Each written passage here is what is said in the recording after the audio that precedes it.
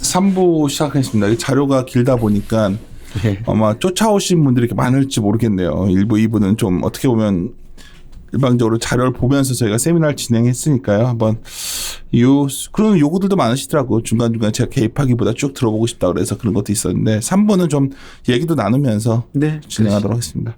그러면 이제 카카오페이는 끝난 것 같고. 아니요, 카카오페이 뒷부분에 그 카카오페이 정권 부분 좀 하고 뱅크 우리 또 전배성 위원이 뱅크도 좀 남고 갑시다. 시작하시죠. 아까 1부는 그 우리 금융업종 당담자가 테크필이 전반적인 동향과 상황 그리고 그게 금융업 쪽에 미치고 있는 영향들 어떤 이런 흐름들에 대해서 쭉 짚어봤고요. 그리고 2부에서는 실제 테크핀 중에 네이버 카카오 같은 빅테크가 운영하는 네이버페이, 카카오페이를 좀 이제 이야기하고 있고요. 2부의 마지막 부분에서 카카오페이 좀 더 설명하고요. 그리고 또 인터넷 전문은행 중에서는 지금 제일 분위기가 좋은 카카오뱅크에 대해서 또 우리 금융 담당자인 전배성 위원이 설명을 드리도록 하겠습니다. 카카오페이는 전 2부에서 우리 예치금 한도 상향하고 50만 원 한도의 후불결제 도입이 앞으로 어떤 계좌 이체 방식의 결제 비중을 늘리면서 그 부분이 기존의 신용카드사들에게는 좀 긴장감을 불러일으킬 수도 있다라는 부분을 말씀드렸고요. 이어서 카카오페이도 죄송합니다. 네이버페이와 마찬가지로 비슷한 마케팅 플랫폼 사업 그리고 금융 플랫폼 사업을 영위하고 있습니다. 그 마케팅 플랫폼 사업과 금융 플랫폼 사업을 영위하기 위한 일종의 어떤 미끼를 할 수 있는 부분이 아까 네이버페이에서는 같은 거지만 네이버페이 포인트였고요. 카카오페이에서는 페이머니인 것이죠. 참고로 지금 카카오페이는 페이머니 1.0과 2.0을 동시 이원 운영하지는 않습니다. 그래서 만약에 제가 머니 1.0의 가상 계좌를 가지고 있다가 2월 말에 론칭한 카카오페이 정권 예탁 계좌로 전환을 하게 되면 저의 기존 가상 계좌는 없어지게 되는 것이에요.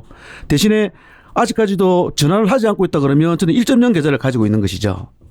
벌써 지금 200만 계좌가 전환을 했는데 아직도 일부는 전환하지 않고 1.0 계좌로 남아있는 경우도 있습니다. 즉 1.0이든 2.0이든 따로 별도 운영하는 것이지 한 이용자가 1.0과 2.0 계좌를 같이 가질 수는 없어요.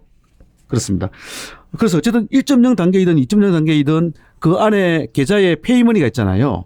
그 페이머니 우리가 결제를 하게 되면은 네이버페이는 정률로서 아까 결제액이 1%라든지 또는 포인트로 결제할 때는 1.5포인트를 더 준다든지 네이버 통장에서 충전한 포인트로 결제하면 또 0.5%를 더 준다든지 퍼센트라고 하는 말 자체가 정률제잖아요. 결제액의 몇 프로를 주는데 카카오페이는 결제 금액에 어느 정도 연동을 하지만 정률제는 아니고요. 그냥 랜덤 방식의 리워드를 지급하고 있는데 똑같이 포인트는 포인트입니다. 그것이 페이머니에 쌓이게 되는 것이고요. 그래서 우리가 마케팅 플랫폼 사업은 여러 업체들과 제휴를 해서 카카오페이 플랫폼을 타고 계좌를 개설한다든지 게임을 다운로드 한다든지 그 업체의 비즈니스에 관계된 어떤 행위를 할 때에 특정 리워드를 좀 더 주는 이런 방식으로 유인을 하는 마케팅 플랫폼 역할을 하고 있고요. 네이버페이도 마찬가지로 카카오페이도 마찬가지로 이 비즈니스에 대한 기본적인 비즈니스 모델은 광고료 방식이 되겠죠. 그런 사업들을 하고 있다는 정도를 책을 가지고 계신 분은 74, 75페이지 등을 참조하시면 되고요. 카카오페이 금융 플랫폼 사업은 대표적으로 지금 대출 상품 비교 서비스, 보험 상품 비교 서비스 등을 하고 있습니다. 카카오페이 안에서 카카오페이와 제휴한 금융업체들의 대출 상품들을 쭉 올려놓고요. 보험 상품들을 쭉 올려놓고 어떤 고객에 대한 또 빅데이터를 가지고 있으니까 그 고객에 적합한 어떤 상품들을 쭉 이렇게 소개시켜주고 거기서 기본적으로 광고료 방식은 여러 가지 우리가 CPA라 그래가지고 행위가 일어나야지 구매가 일어나야지 CPA 또는 CP에서 광고를 받는 경우가 있고요. 그 다음에 CPC라든지 또는 CPC는 클릭이고요. 그 다음에 CPM은 노출이고요. 실제 구매가 안 일어난다 하더라도 기본적인 노출만으로도 광고료를 받기도 하고 이런 방식으로 가게 되는 것입니다. 이런 건 간략히 참조하시면 되고 아까 우리 일부에서 전매성 위원도 간단히 설명드렸습니다만 원래 상반기에 요 카카오페이랑 카카오랑 삼성화재가 3자 조인트 벤처를 설립해가지고 디지털 보험사를 설립했다가 이 부분은 이제 철회가 됐고요. 지금 향후에 카카오 측에서는 카카오페이 이사간 조인트 벤처로 설립을 하든 아니면 카카오페이가 라이선스를 받아 직접 운영하든 그 제휴하지 않고 카카오 내에서 자체적으로 디지털 보험사를 운영할 계획을 가지고 있다고 합니다. 자, 카카오페이에서 마지막으로 이제 우리 아까 네이버가 미래에셋 대우 CMA 네이버 통장 CMA 계좌가 있었다면 그 6월 8일에 론칭했죠. 카카오는 2월 초에 바로투자증권을 인수해서 카카오페이 증권이란 이름으로 새 출발한 다음에 바로 2월 말에 2월 27일 날 그 카카오페이 증권 예탁 계좌를 론칭을 했고요. 요거는 예탁 계좌입니다. 그리고 사실은 카카오가 카카오페이 증권 즉 바로투자증권을 인수한 여러 목적 중에서 가장 대표적인 목적이 카카오톡과 카카오페이 플랫폼을 활용해 가지고 리테일 부분을 강화하겠다, 본격적으로 해보겠다라는 것이었거든요. 이 증권 예탁 계좌 출시는 내년에 MTS 출시해 가지고 그 기본적인 어떤 리테일 비즈니스를 하기 전에 어떤 전초적인 교도보 역할을 할 부분을 미리 한 게 아닌가. 그게 CMA 계좌를 할 수도, 원래 CMA 계좌를 론칭한다는 말도 있었지만은 제 개인적인 생각으로는 아직까지는 뭐 어떤 CMA 계좌이면은 사실은 일반 예탁 계좌보다는 이자는 훨씬 더 많이 줘야 되잖아요. 반면에 이걸 가지고 어떤 운영을 해서 운용 수익을 거둔다든지 또는 뭐 여신 사업을 해서 그 뭐 예대 마진을 취한다든지 이런 부분은 아직까지는 과도기적으로 안 되기 때문에 이자만 많이 주고 우리가 할 수 있는 수익은 없기 때문에 일단은 예탁 계좌로 출발한 것 같고요. 대신에 만약에 법이 풀려서 예탁 계좌로도 여신이 가능하다면 모르겠지만 안 되면 내년에 CMA 계좌를 출시해서 그 CMA 계좌로서 여신을 할 수도 있고 그 계좌를 통해서도 리테일 그 금융상품 그 매매 서비스도 할 계획을 가지고 있습니다. 당장 내년에 MTS가 나온다고 하는데 MTS 앱이 별도로 운영할지 카카오페이 내에서 인앱으로 운영할지는 생각 중인 모양입니다. 쭉 나머지 내용 참조하시고요. 마지막에 요 82페이지와 83페이지만 간략히 마지막 설명하고 그다음 카카오뱅크로 넘기겠습니다. 자, 미래에셋 대우 CMA 네이버 통장과 카카오페이 증권 계좌, 그러니까 카카오페이 측에서 하는 것과 네이버페이에서 하는 것 하는 어떤 통장을 비교해 보는 것은 의미가 있을 것 같고요. 참고로 미래에셋 대우 CMA 네이버 통장은 말 그대로 CMA 계좌이고요. 카카오페이 증권 예탁 계좌는 예탁 계좌입니다. 따라서 네이버 통장은 예금자 보호가 안 되는 반면에 그 카카오페이 증권 예탁 계좌는 5천만 원까지는 최대 예금자 보호가 되고요. 첫 달 계좌 수는 네이버 통장은 한 27만 개 정도밖에 안 되는데 카카오페이 증권 계좌는 기존 머니 1.0에서 전환해 온 것도 있고요. 아예 전환도 하지 않고 계좌가 없는 상황에서 곧바로 바로 그냥 네이버 2.0 네이버 통장을 바로 개설하는 경우도 있고요. 하여튼 합쳐서 첫 달 50만 개. 그리고 네이버 통장은 이제 9월 초 정도에 한 4, 50만 개 정도 추산되는데 정확하게는 모르겠습니다. 이게 아주 오픈된 건 아니기 때문에 카카오페이 증권 계좌는 공식 오픈했죠. 200만 개를 돌파했습니다. 아까도 말씀드렸지만 적어도 지금까지 계좌 수에서는 카카오페이 증권의 실적이 퍼포먼스가 좋은 것은 어차피 이 결제 계좌라고 하는 것이 아주 대규모 자금이 들어가 있는 것은 아니기 때문에 그 0.몇 퍼센트 포인트 차이의 어떤 그 이자 혜택보다는 여러 어떤 그 계좌의 활용성. 저 밑에 보면 위에 보시면 첫 3개월은 카카오페이 증권 계좌는 100만 원까지 5%를 줬는데 네이버 통장은 그 100만 원까지 3%를 줬잖아요. 첫 3개월 동안의 이펙트는 이자 쪽에서도 카카오페이 증권이 조금 세졌지만 근본적으로 카카오페이 증권은 예탁 계좌라서 다른 운용 수익을 거두는 게 아니고 맡겨놓고 거기서 주는 이자만 주기 때문에 기본적으로 이자가 작을 수밖에 없잖아요. 그래서 셋업 기준으로는 3개월 지나고 나서는 카카오페이 증권 계좌는 세전 기준으로 0.6%밖에 주지 않고요. 이것도 아까 우리가 일부에서 살펴봤지만 일반 은행들 뭐 0.1%, 2%보다는 0.6%도 몇 배 많은 겁니다. 이것조차도. 네이버 통장은 셋업 기준으로도 몇 가지 단계가 나뉘는데 뭐 전월 결제 실적이 10만 원 넘으면 100만 원까지 3%를 준다든지 기본적인 이자 혜택은 네이버 통장이 더 셉니다. 다만 카카오페이 증권 통장은 재미있는 부분들이 있어요. 이 리워드를 받는 가지고 다 설명하다 보면 끝이 없을 것 같은데. 나 이거 참조하시고 그러면 지금 현재 카카오페이 증권 예탁 계좌는 송금 결제는 당연히 가능하고 그다음에 여신은 아직까지는 안 되고요. 나중에도 법이 풀리지 않으면 안 될 거고요. 수신은 지금 하고 있고. 증권사니까 기본적으로 이제 여신 업무를 추구하기는 좀 힘든 구조이고요. 네. 그러니까 카카오페이 증권이 아직은 이제 자본 규모가 워낙 적어서 아직 뭐 구체적인 사업을 이제 자본을 활용한 이런 비즈니스나 이런 것들은 아직 그 추진을 본격적으로 하기는 조금 힘든데 이제 석 팀장님 말씀 주신 대로 일단 리테일 쪽에 기존에 안 하고 있던 지금 사업 영역을 확장하고 있고 그 확장성이 지금 카카오페이 증권 계좌 수로 보면은 상당한 어쨌든 뭐 이제 도입 초기에 반향을 일으키고 있는 상황이라서 이제 향후의 그 성장성에 대해서 조금 더 이제 주목해서 볼 필요가 있다 이렇게 생각하고 있습니다. 자, 그래, 요 정도로 좀 마무리하고요. 재밌는 게 뭐 동전목이라든지 알목이라든지 이런 것들 아마 이 카카오페이를 좀 활용하시는 분들은 재밌게 활용하고 계실 거예요.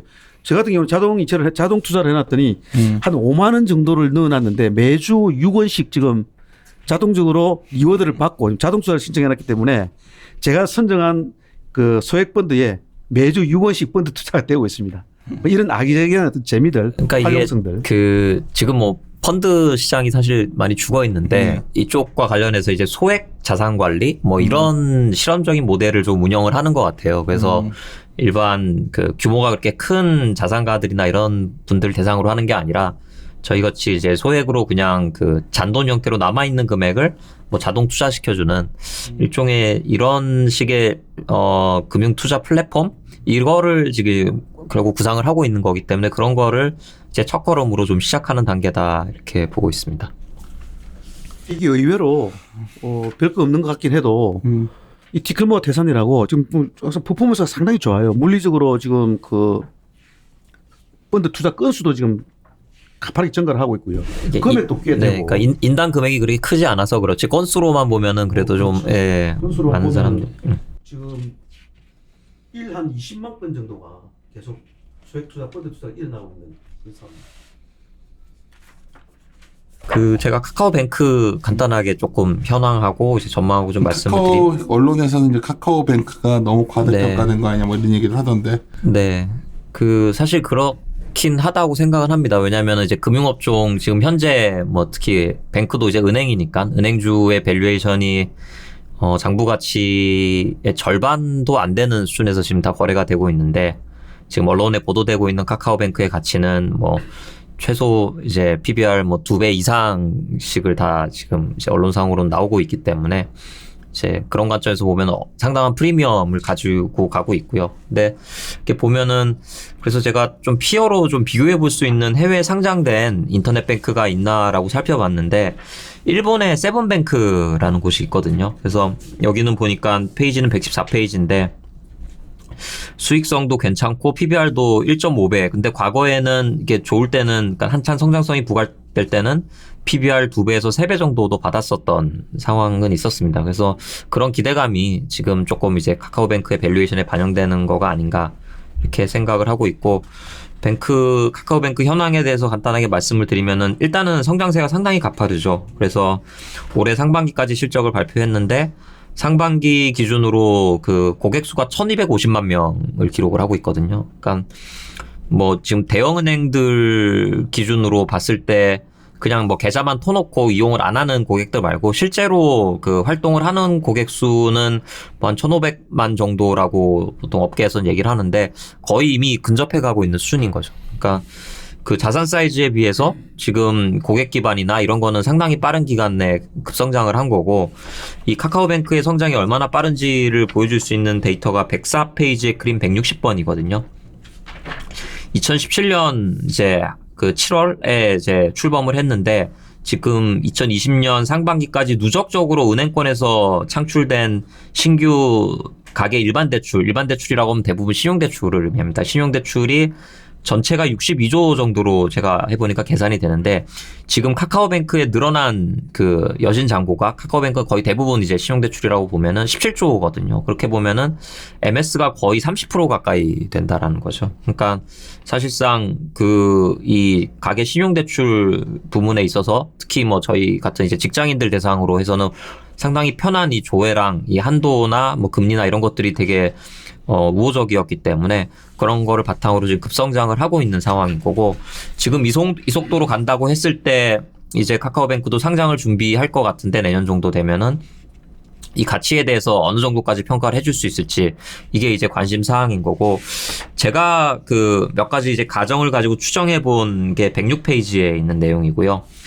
근데 이거는 이제 뭐 2025년까지 제가 추정을 해보긴 했는데 여러 가지 가정들이 들어가서 사실 조금 이 수치는 많이 변동할 가능성은 있습니다. 근데 제 기본적인 가정은 지금 현재 나타나는 대출 증가율이 한 30% 가까이 되거든요. 근데 이게 지속 가능하지는 않으니까 한 2025년까지 한 10% 정도로 둔화된다라고 가정을 하고 그 대신 고객 기반은 지금 1250만 명인데 궁극적으로 한 2000만 명까지도 확대될 수 있다라고 이렇게 본다면 사실상 상당한 성장성이 계속 이어지는 거고 특히 시중은행 대비해서는 이게 지점이나 물리적인 인건비가 상당히 계속 절감이 될 것이고 규모가 커질수록 이런 규모의 경제 효과가 커질 거기 때문에 수익성도 거기에 따라서 이제 가파르게 올라간다라고 전망을 하고 있습니다. 그래서 궁극적으로는 한 2025년 정도 되면은 그 올해 상반기 실적은 450억 정도를 기록을 했거든요. 순이익 기준으로. 근데 거의 한 3천억 정도를 넘어서지 않을까 이렇게 전망을 하고 있고 자산 사이즈도 지금 현재 기준으로 24조 정도가 되는데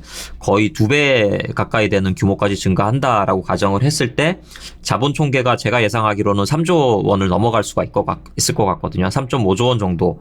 그렇게 보면은 앞서 말씀드린 뭐 해외 쪽 사례나 그다음에 이제 그 인터넷 모바일 뱅크에 대한 프리미엄을 적용해서 PBR 2배에서 2.5배 정도를 적용하면은 거의 한 8조 원 정도까지도 이제 가치를 산정을 할 수 있다. 이렇게 판단을 하고 있습니다.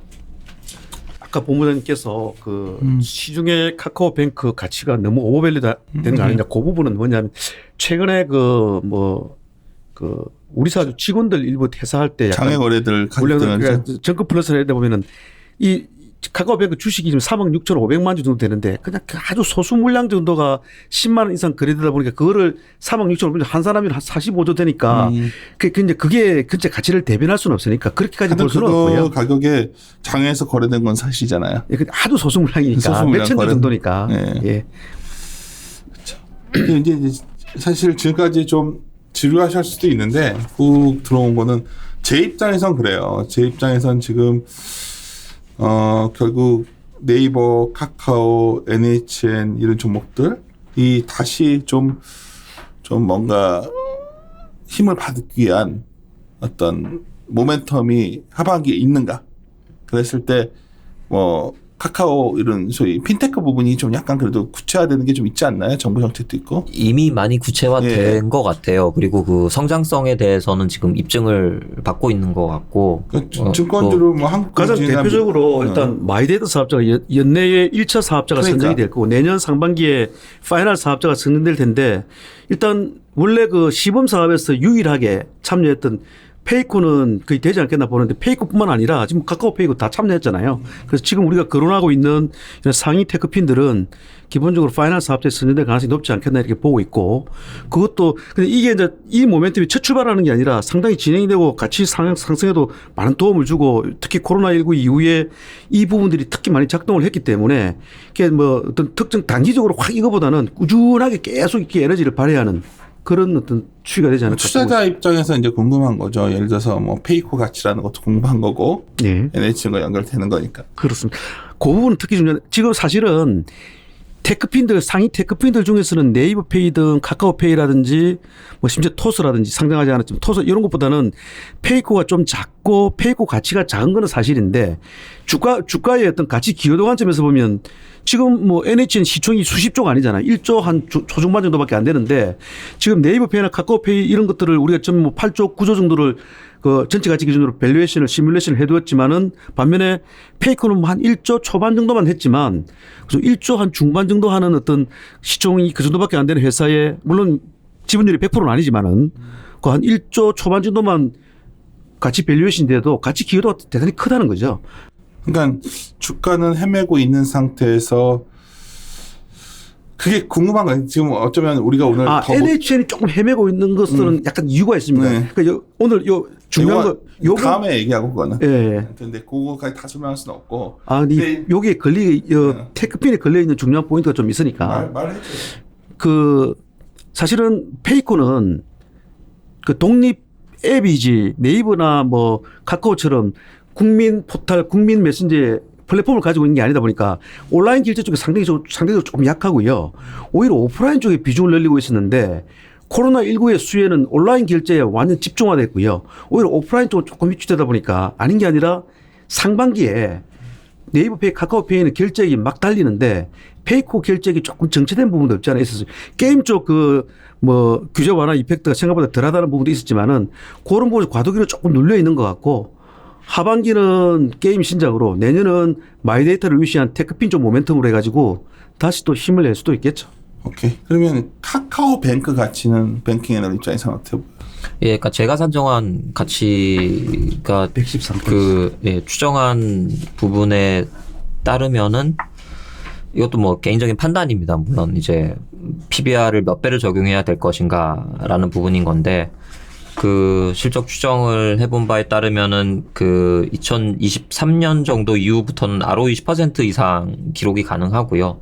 그다음에 외형도 어쨌든 자본 총계 3조 원 이상을 기록을 한다고 했을 때 그리고 뭐 일본의 지금 세븐뱅크 같은 경우에 밸류에이션을 참고해 봤을 때 한 2.5배 정도 저는 PBR을 적용해서 한 8조 원 정도 되는 정도 수준까지는 프리미엄을 충분히 줄 수 있지 않을까 이렇게 판단을 하는 카카오뱅크 거죠. 8조 정도 평가받으면 성 팀장 생각에는 카카오에는 어떤 것 같아요? 공교롭게도 이 자료 쓰기 전에 제가 계속 카카오 SOTP 밸류에이션 할 때 카카오뱅크 전체 가치를 딱 8조 원 정도로 밸류에이션 하고 있었습니다. 원리가 거의 비슷해요. 그러면 뭐 특별하게 애드되는 느낌은 아니네요.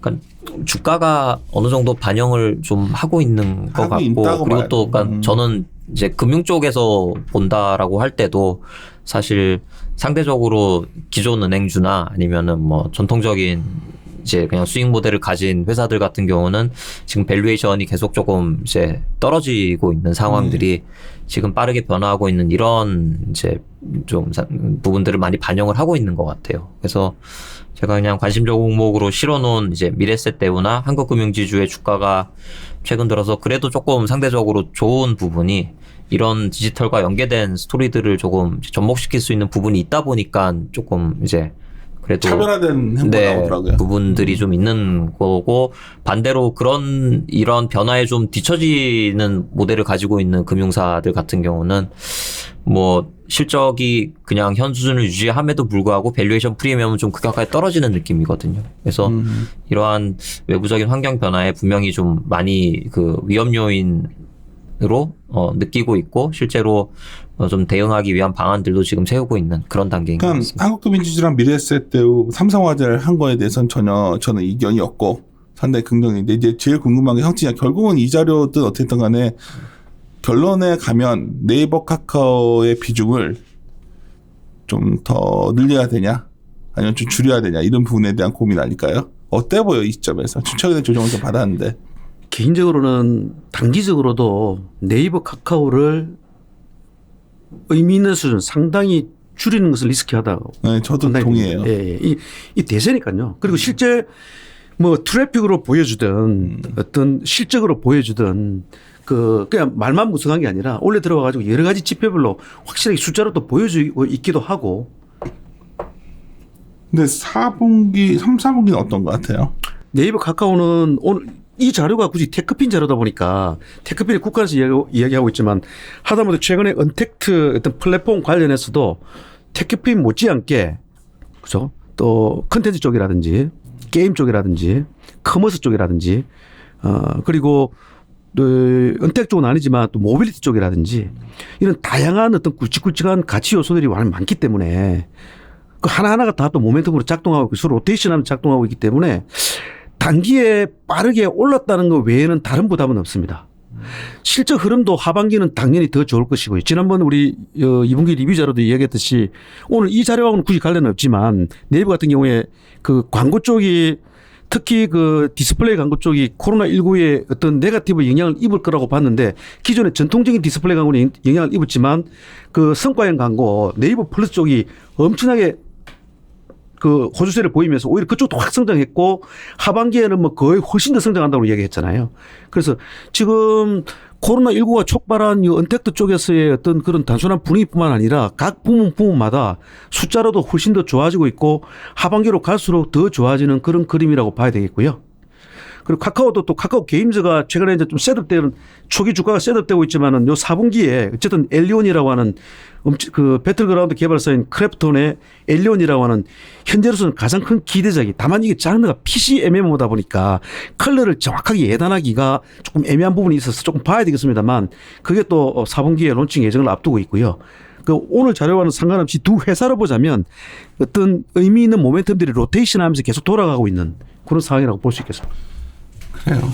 저도 오늘 막 계속 일정들이 서로 겹쳐가지고 하여튼 녹음하는데 되게 좀 시간이 오래 걸렸는데 뭐 자료를 반드시 이거는 프린트 하셔가지고 같이 보셔야 이해하실 수 있을 것 같아요. 그래서 굳이 찾아오면 우리의 주도주인 카카오 네이버에 대한 생각을 좀 더 아이디어를 정리하실 수 있을 것 같고 또 금융주에 대해서는 분명한 거는 일단 좀 뭔가 좀 그래도 내러티브가 가능한 종목들을 접근해야 되는가 않겠는가 그런 생각 듭니다. 이 정도로 마무리할까요? 네, 예, 네, 하시죠. 수고하셨습니다.